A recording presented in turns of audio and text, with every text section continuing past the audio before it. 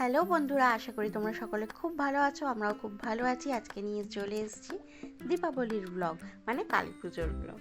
তো কালী পুজোর দিন সন্ধেবেলা দেখো প্রদীপ জ্বালিয়ে নিয়েছি। তার আগে তো আমি সাজুগুজু করে রেডি হয়ে গেছি, আর কিছু প্রদীপ ছিল সেই প্রদীপগুলো জ্বালিয়ে নিয়ে তারপরে আমি চলে এসেছি ছাদে বাবা মোমবাতি দিচ্ছে। দেখো চারিদিকে মোমবাতি লাগানো হয়ে গেছে। এটা আমাদের পুকুর পাড় এবং তুলসীতলা, সেখানেও আমি প্রদীপ দিয়ে ফেলেছি অলরেডি। আর এখন আমি একটুখানি নতুন একটা চুড়িদার পরেছিলাম, যেটা পরে একটুখানি ঢং করছিলাম ক্যামেরার সামনে, কিন্তু আমার টুকলু বাবু এসে একটুখানি গন্ডগোল করে দিয়েছে। যাই হোক, প্রচুর বাজি ফাটছে চারিদিকে, আর আমরাও বাজি ফাটাতে শুরু করে দিয়েছি। অনেক বাজি আনা হয়েছে ছাদে। আমরা প্রত্যেক বছর অনেক বাজি পোড়াই, তো সেটাই চলছে। আমার মাও চলে এসছে। প্রত্যেক বছর আমার মা এই সময় আসে আমার বাড়ি, আর আমরা প্রচুর এখানে বাজি পোড়াই। তারপরে আবার আমি সবাই মিলে আবার আমার বাপের বাড়ি যাই, মায়ের বাড়ি। সেখানে গিয়েও প্রদীপ মোমবাতি জ্বালাই এবং বাজি পোড়াই।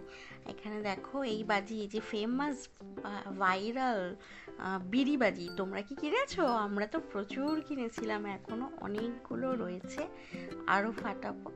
আর তারাবাতি, রং মশাল, এগুলো মোটামুটি চুকলু এবছর পোড়াতে শিখে গেছে, একটু বড় হয়ে গেছে তো। তো তার সাথে ফানুস না হলে তো কালী পুজো কমপ্লিটই হয় না। কিন্তু ফানুস ওড়াতে আমার একটুখানি ভয় লাগে, কারণ আমাদের আশেপাশে প্রচুর গাছপালা আছে, তো অনেক সময় গাছে ফানুস আটকে গিয়ে আগুন জ্বলে যায়। তো সেই ভয়টা আমার একটুখানি হয়। কিন্তু এই বছর হাওয়াটা ছিল উল্টো দিকে, মানে যেদিকে গাছপালা ছিল না, মোটামুটি ফাঁকা আকাশ ছিল, তাই বেশ অনেকগুলো ফানুস আমরা উড়িয়েছি। তাছাড়াও আমার প্রিয় বাজি তোমরা দেখতে পাচ্ছ রকেট ওড়াতে আমার দারুণ লাগে। আর এছাড়াও আরও অনেক রকমের বাজি নিয়ে আসা হয়েছিল, যেগুলো সারা সকাল বসে রোদ্রে দেওয়া হয়েছে। বাজি রোদ্রে যদি নাই দাও তাহলে আর কিসের কালী পুজো?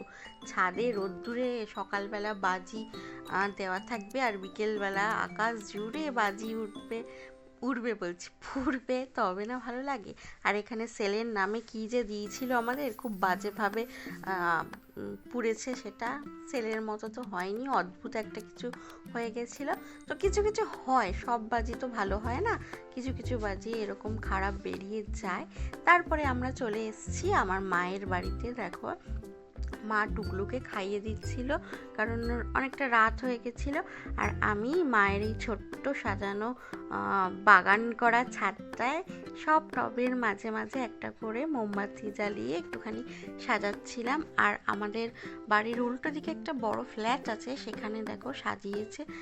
এই কালী পুজোর দিন খুব ভালো লাগে আমাদের ছাদটায়, কারণ চারিদিকের আলো দেখা যায় আর চারিদিকে বাজি পড়ে।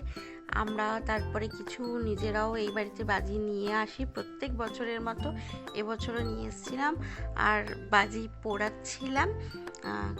খুব খুব মজায় আনন্দে কালী পুজোটা আমাদের কেটেছে। তোমাদের কালী পুজো কেমন কাটলো কমেন্টে নিশ্চয়ই জানিও। টুকলু এবছর বেশ ভালোই বাজি পোড়ানো শিখে গেছে, ওর ভয়টা কেটে গেছে, যদিও ও খুব একটা ভয় পায় না, কিন্তু এই বছর একটু বড় হয়ে গেছে তো, তাই একাই বাজিটা আগুনে দিয়ে ধরাতে পারছে। আর এই যে কামান বাজি, এটাকে তৈরি করা হয়েছে আমার দাদা, বিড়ি বোম যেগুলো বেরিয়েছে সেগুলোকে এই পাইপের ভেতরে দিয়ে কামান বানিয়েছে। আর তারপর আমি আর আমার ছেলে দুজন মিলে একটুখানি হ্যাপি দীপাবলি বলে একটু নাচ গান করলাম, একটুখানি ওর সাথে সময় দিলাম। ও খুব মজা পেয়েছে, আনন্দ পেয়েছে, নেচে নেচে বাজি পোড়াচ্ছে, তোমরা দেখতেই পাচ্ছ। এইভাবেই ভীষণ আনন্দের সাথে এই বছরের কালী পুজোটা আমরা কাটিয়েছি। পুরো বছরটা খুব ভালো কাটুক সবার, এটাই চাইবো। আর তোমাদের সাথে আবার নতুন কোনো ব্লগে দেখা হবে।